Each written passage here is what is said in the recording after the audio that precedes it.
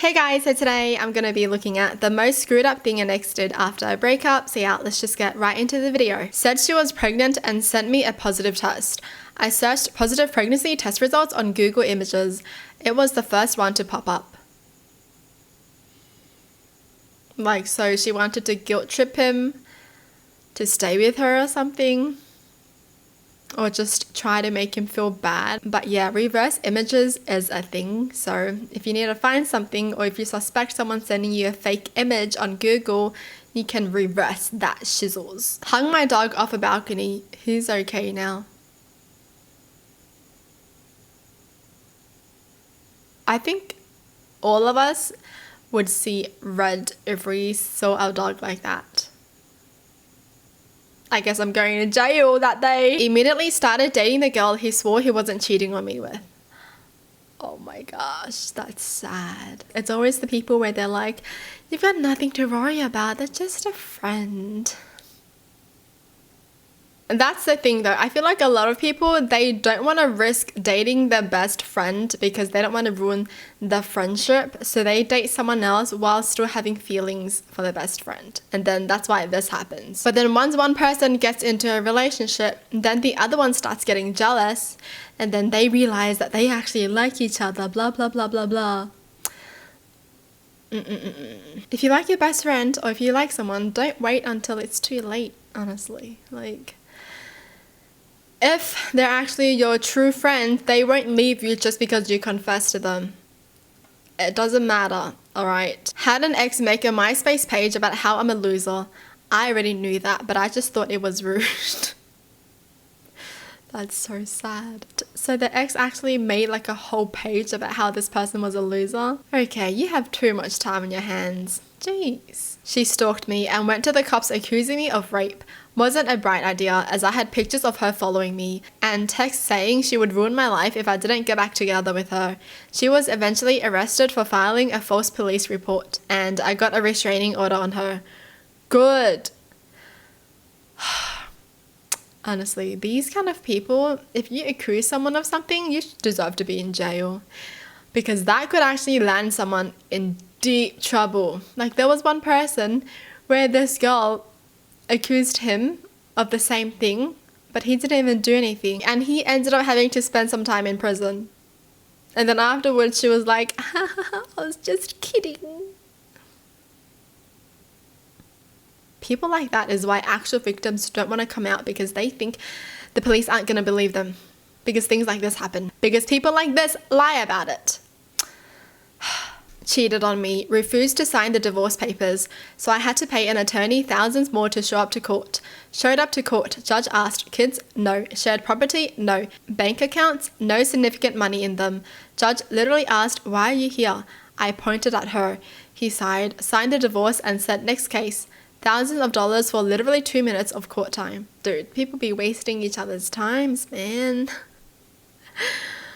Wow, so this person just wasted more money to just get a divorce, and in the end they got the divorce anyways when they didn't even have to waste any money. That's annoying, man. How do you cheat on someone and then not want to divorce them when they caught you cheating? That's the least you can do for them, as an apology. You cheated on them, so they want to divorce you. And you're gonna say no? What the heck? We had gotten a credit card with both our names on it. After we split up, she went to town and ran it up to the limit and never paid a dime on it. They came after me for the money. I told them we were divorced and actually got a helpful lady at the credit card company who told me if I could send a copy of the divorce decree, I would only be responsible for the amount up to that day. I sent it in and my part was less than $100. I paid it, leaving my ex with about $10,000 to pay. I'm sure she never did. She dumb, man. Dude, this is why I should never get a shared credit card. Nah. I left my wife when she threatened me with a 6-inch kitchen knife because she was stressed by our 11-year-old son's homework. 4 weeks later, when I collected the last of my things from our house, she looked upstairs and seductively said, do you want to come upstairs? In the 18 years we had been together, she never said anything like this before. That was a definite no. What? So she was about to do something, hey?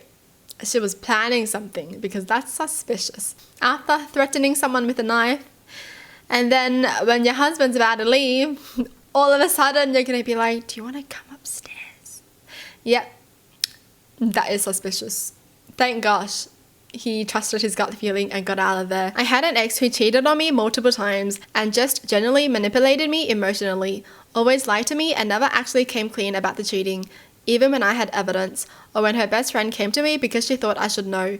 We finally break up after 8 years, and I get back out there and start hooking up with someone else.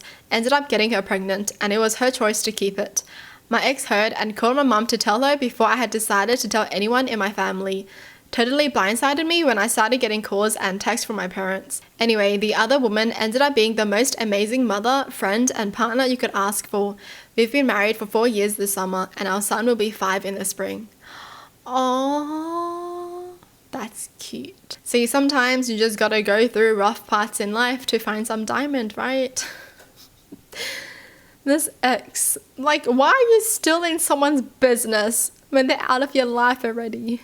Just get over him, girl. Like, jeez. That's pathetic. Threw my stuff in a box outside for an hour in the sun, my cat included in the box.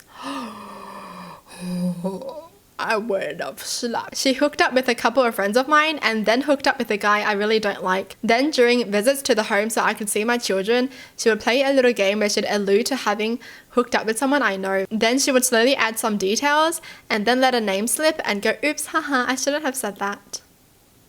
I just wanted to see my kids. I didn't want to hear or even think about what she was doing. Yet here she is saying, so I might have met someone you apparently know and we might have hooked up, but it's fine. You don't know him that well. She was really good at playing mind games like this. What the frick? That's annoying as, man. That just means she can't get over him.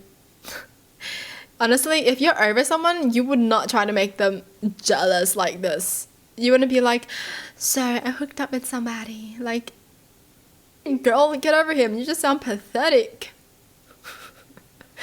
You sound so freaking desperate. I'm embarrassed for her. She became far more successful than me. How could she? How could she do this to me? How could she make more money than me?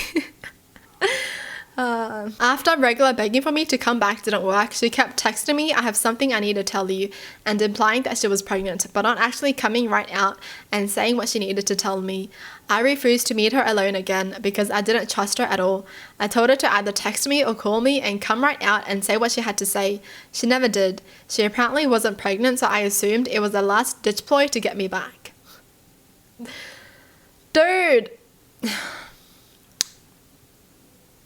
What the heck? Why are they playing so many mind games?